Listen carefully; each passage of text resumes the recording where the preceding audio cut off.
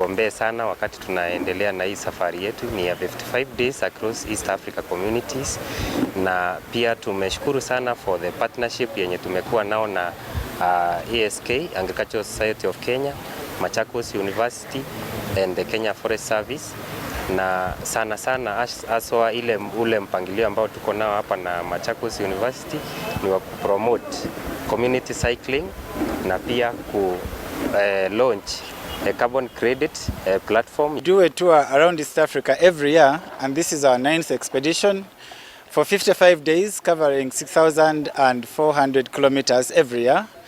And our intention is to go through the 5 major capital cities of East Africa, that is Kampala, Nairobi, Arusha and Dodoma in Tanzania, Bujumbura, and then Kigali in Rwanda.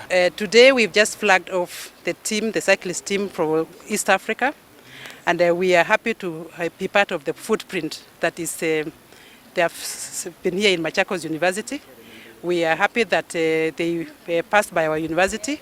We are joining hands with them, and we wish them well as they cycle all the way to Kampala.